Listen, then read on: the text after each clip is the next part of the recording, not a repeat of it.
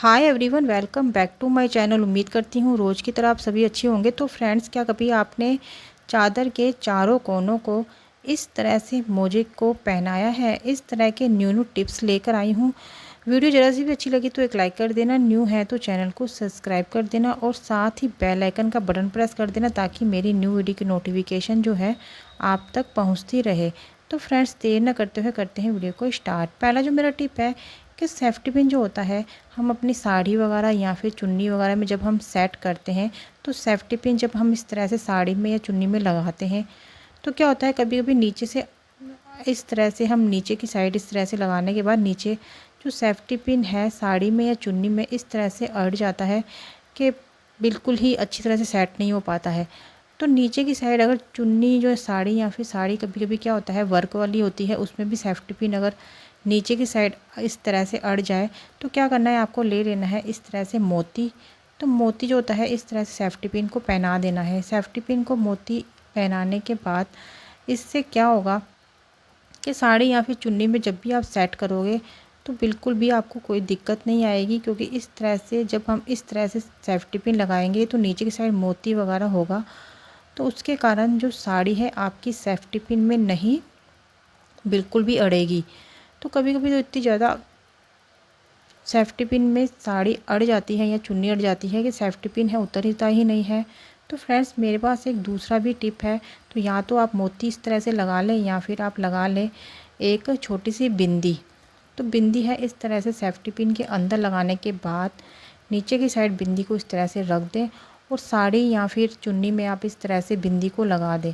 ऐसा करने से ये होगा कि आपको बिल्कुल भी दिक्कत नहीं आएगी साड़ी या चुन्नी वगैरह सेट करने में। क्योंकि जब भी हम साड़ी या चुन्नी सेट करते हैं सेफ्टी पिन का तो यूज़ करते ही हैं, तो हम सेफ्टी पिन तो लगा तो लेते हैं। जब हम सेफ्टी पिन को उतारते हैं तो वर्क वाली चुन्नी वगैरह या साड़ी वगैरह या फिर होती है तो इस तरह सेफ्टी पिन अड़ने की भी बिल्कुल भी दिक्कत नहीं होगी। तो फ्रेंड्स, ये दोनों टिप में से आप कोई सा भी टिप अपना सकते हैं, या फिर मोती का या फिर इस तरह से बिंदी का। तो बढ़ते हैं अपनी नेक्स्ट टिप की तरफ। नेक्स्ट जो मेरा टिप है कि जब भी हम इस तरह से लिपस्टिक लगाते हैं अपने होठों पे तो क्या होता है, थोड़ी देर के बाद तो लिपस्टिक सारी उतर ही जाती है और इस तरह से जब हम होठों पे लगा देते हैं तो लिपस्टिक उतरने के कारण अच्छी भी नहीं लगती है।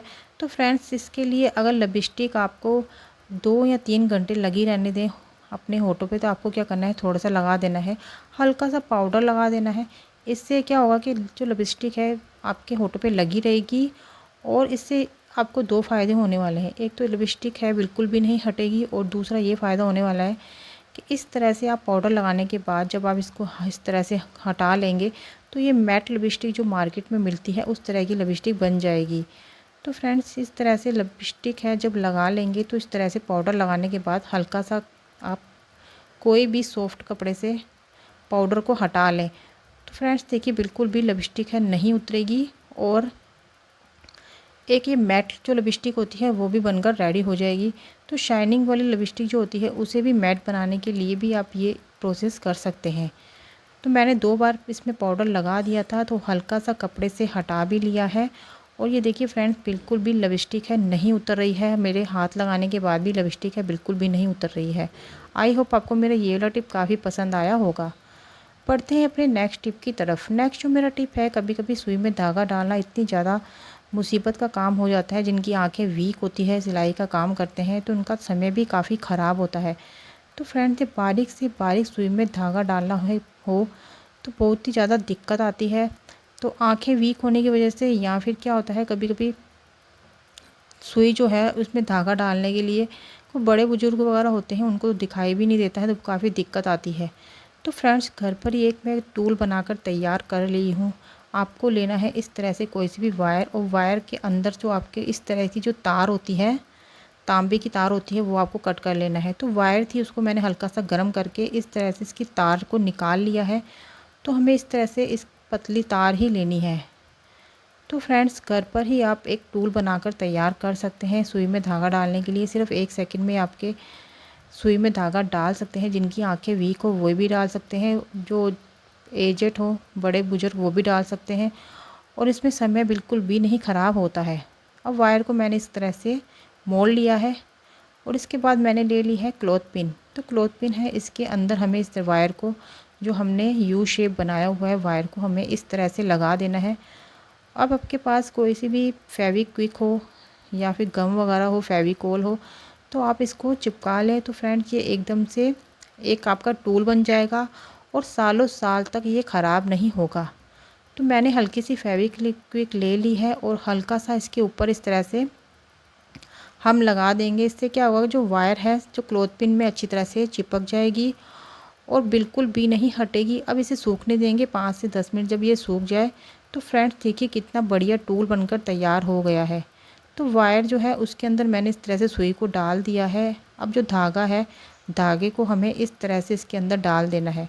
तो बारीक से बारीक सुई जो होती है उसके अंदर आप आसानी से धागे को डाल सकते हैं। तो फ्रेंड्स ये एकदम से बारिश हुई थी, तो इस तरह से क्या करना है, आपको वायर के अंदर डाल देना है जिस तरह से मैं डाल रही हूँ। सुई को वायर के अंदर डालने के बाद धागा जो है इस तरह से हमें इस जो यू शेप हमने बनाया हुआ है इसके अंदर डाल देंगे और सुई को बाहर निकाल देंगे, क्योंकि जो पतली सी वायर है इसमें सुई जो है आसानी से चली जाती है। और ये देखिए फ्रेंड्स, हल्का सा ही मैंने इससे सुई जो है इसके अंदर वायर के अंदर डाल दी थी और जो धागा है हमें इस यू शेप के अंदर इस तरह से डाल देना है। अब क्या करना है, सुई को बाहर निकालेंगे जब, तो सुई के अंदर धागा है आराम से आ जाएगा। 1 सेकंड में ही आप सुई में धागा डाल सकते हैं, आपका बिल्कुल भी समय है ख़राब नहीं होगा। इसे आप अपने जो धागा वगैरह सुई वगैरह के बॉक्स है उसमें आप इस टूल को रख कर सालों साल तक इसको यूज़ में ले सकते हैं। तो फ्रेंड्स मेरा नेक्स्ट जो मेरा टिप है, हमें ले लेना है एक कंघी और एक ले लेना है सॉक्स।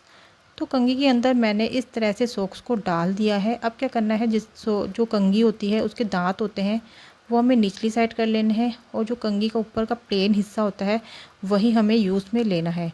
तो फ्रेंड्स क्या करना है, हमें जो हमारे घर पर हम रोज़ बेडशीट को इस तरह से बिछाते हैं तो ये अच्छी तरह से हमारे नहीं बिछ पाती है। इस तरह से जब हम बेडशीट को अंदर की साइड ही बिछाते हैं तो हमारे हाथ वगैरह है इस तरह से जब हाथ से बिछाते हैं तो उंगलियां दर्द हो जाती है, या फिर क्या होता है हमारे नाखून वगैरह जो लेडीज़ नाखून वगैरह बढ़ाती हैं उनके नाखून वगैरह टूट जाते हैं। तो फ्रेंड्स मैंने इस तरह से सॉक्स के अंदर कंघी को डाल दिया है। इसके बाद आप इस तरह से अपनी बेडशीट को सेट करेंगे तो बहुत ही आसानी से और एकदम से टाइट है बेडशीट है जो सेट हो जाएगी। तो सॉक्स है इसके अंदर मैंने इस कंघी को डाल दिया था। और अगर आप सोच रहे होंगे कि मैंने इस तरह से सॉक्स के अंदर ही कंघी को क्यों डाला है, कंघी के साथ भी हम इस तरह से कर सकते हैं। लेकिन फ्रेंड्स क्या होता है, कई बार नई नई कंघियाँ होती हैं तो इस तरह से बेडशीट बिछाने से टूट वगैरह भी जाती है। तो सॉक्स के अंदर ही आपको इस तरह कंघी डालने के बाद तो देख सकते हैं कितनी अच्छी तरह से ये जो बेडशीट है आराम से बिना हाथ लगाए ही आप इसके अंदर डाल सकते हैं और एकदम से टाइट है, डल जाती है। आपके हाथ वगैरह भी दर्द नहीं, उंगलियां दर्द नहीं होंगी, या फिर जो नाखून वगैरह है वो भी नहीं टूट पाएंगे, क्योंकि कभी कभी बेडशीट बिछाते हैं नाखून टूट जाते हैं, काफ़ी दर्द होता है।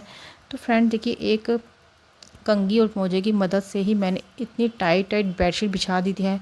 अब इसमें कोई बैठ भी जाएगा तो एकदम से सल वगैरह इतनी जल्दी नहीं पड़ेंगे।